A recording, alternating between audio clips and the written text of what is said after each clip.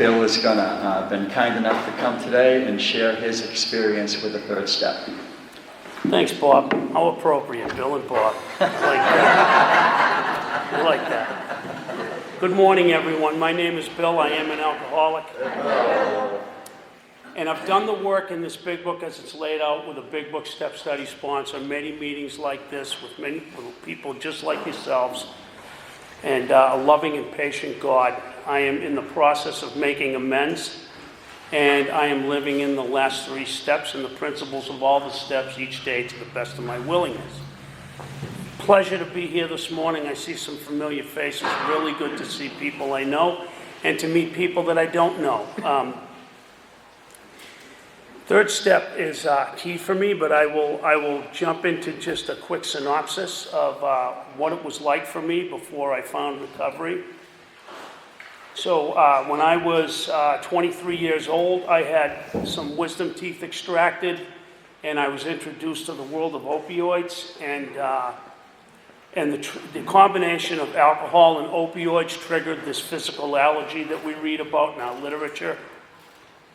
And it created an obsession far beyond my control.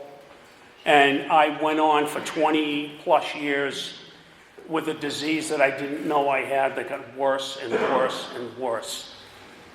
I am a competent businessman of good earning capacity, yet I end up in jail at the age of 46, broken, beaten, battered, and 130 pounds.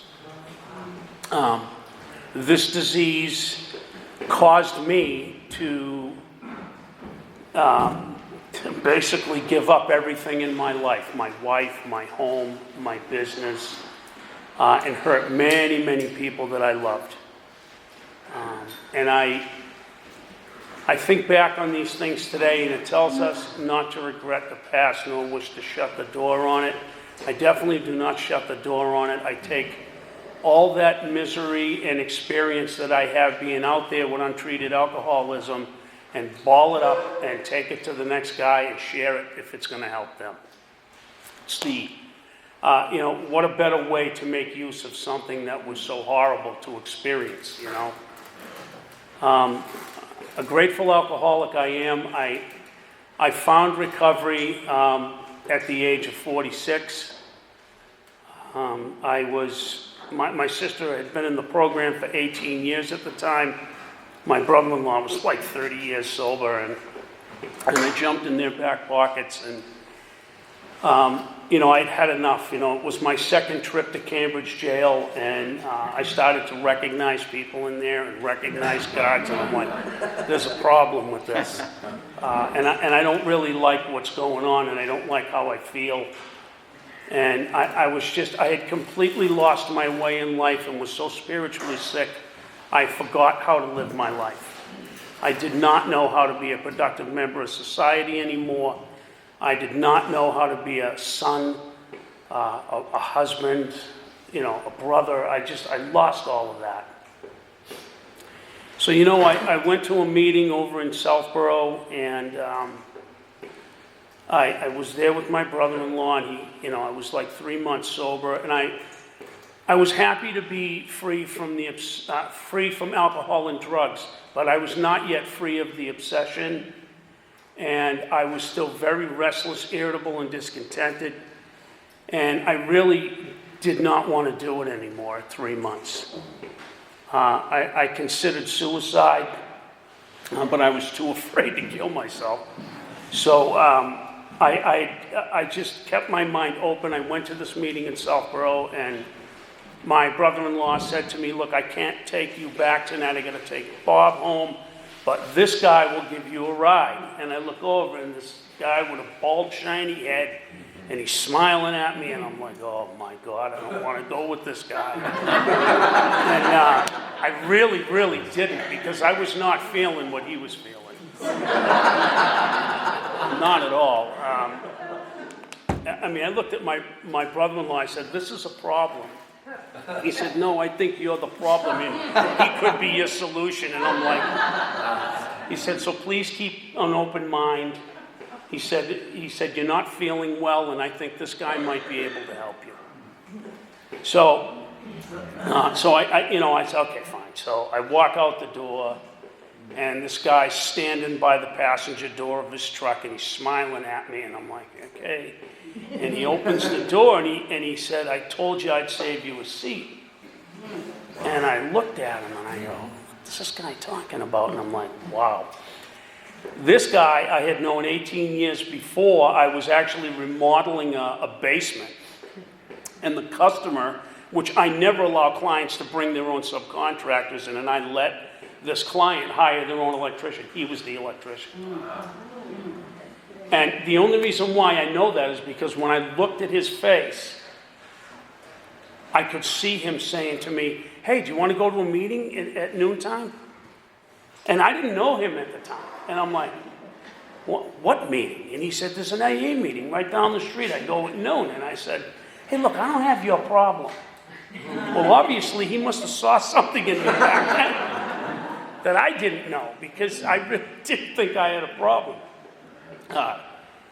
So I said, no. And I said, you need to be quiet, because I don't want the client listening to you talking about that.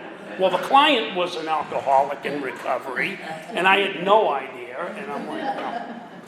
So that was, that was the beginning of me acknowledging the presence of God in my life, and how he shifts and moves and uses people, Even way back then when I was that sick, It's amazing to me. I think about it today, and I still think about it. I mean, on my way up the street, there was another remember when for me. I never want to forget what it was like before I got here, And coming up the street, I used to visit this area for very different reasons.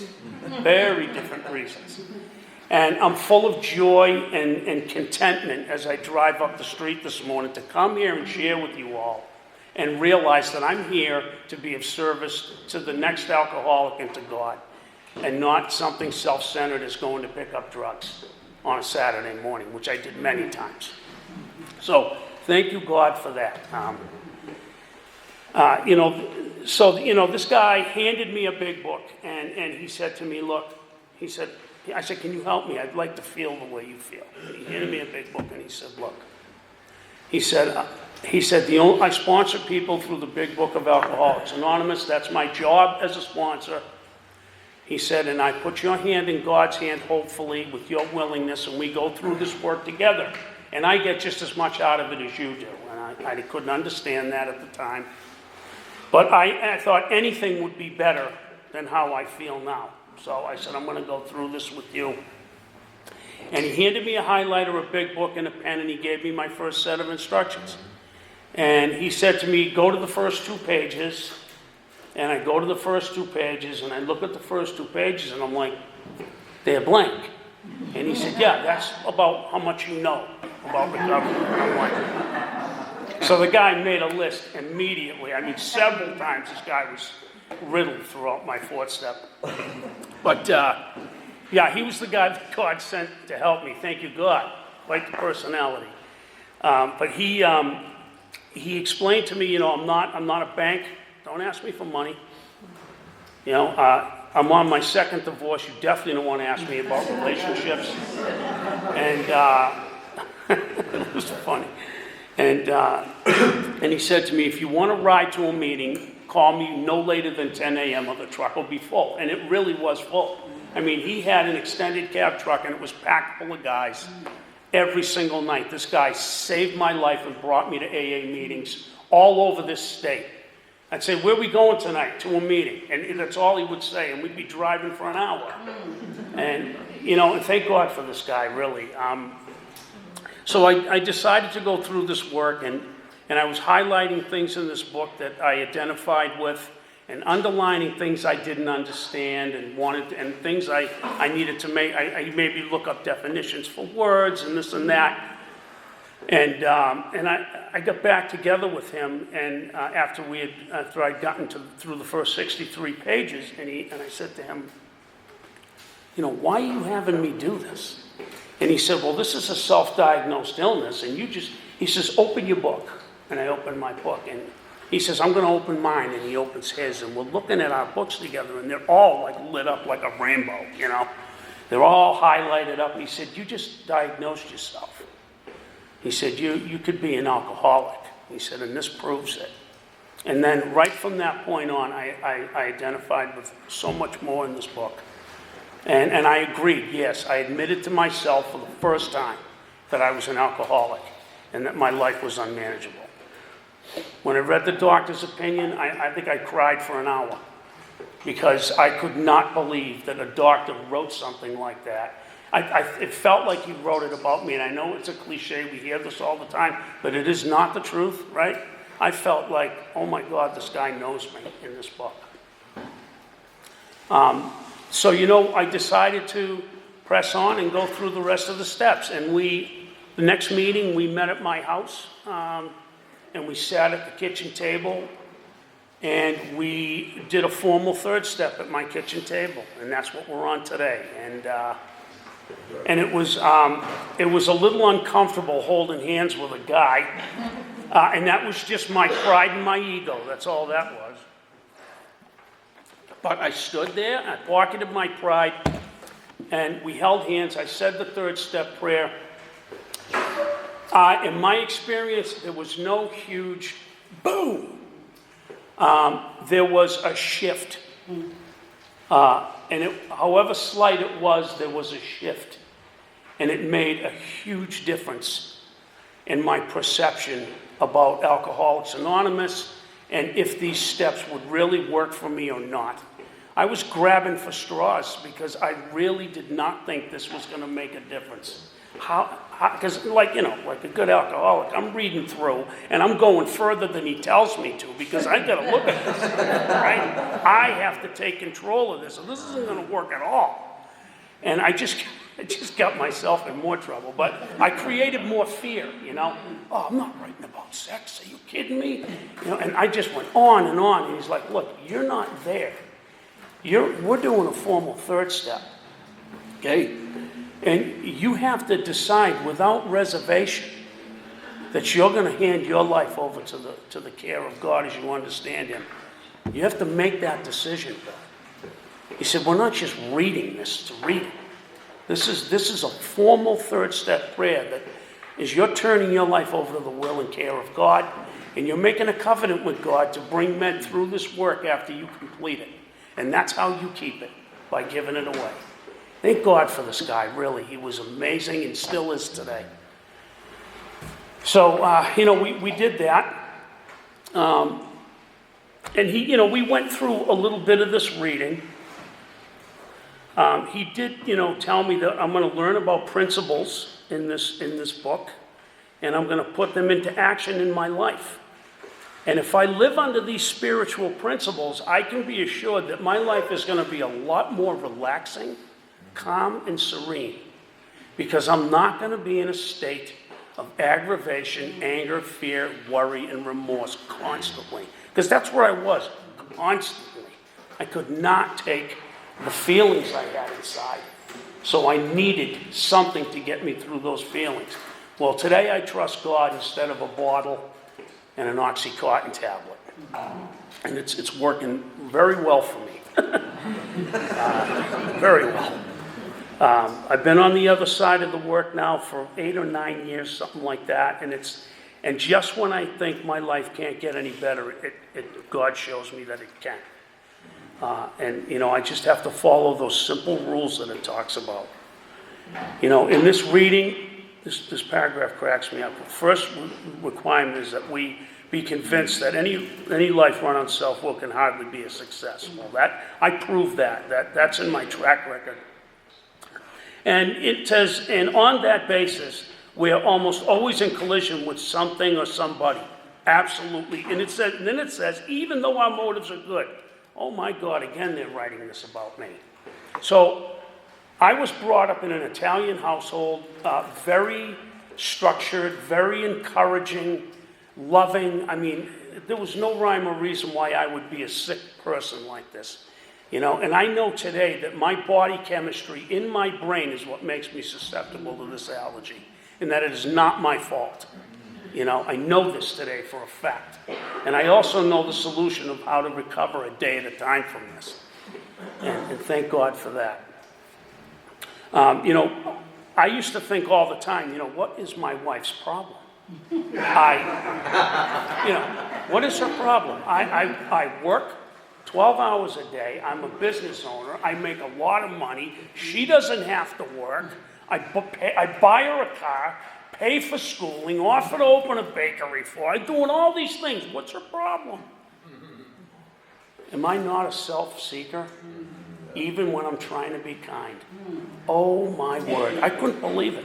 Talk about swallowing chunks of truth about yourself. I get goosebumps when I think of that. I only did those things, and my writing exposed this. I only did these things because I wanted a reaction out of her. I wanted her to leave me alone and let me do what I want. Here's the actor, right? I'm trying to arrange everything to suit myself. And look where it got me.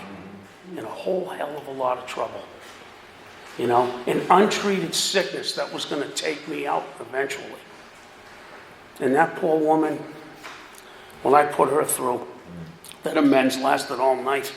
It was unbelievable, but it was extremely powerful. We're not on that step, but it was just incredible. It just never ceases to amaze me.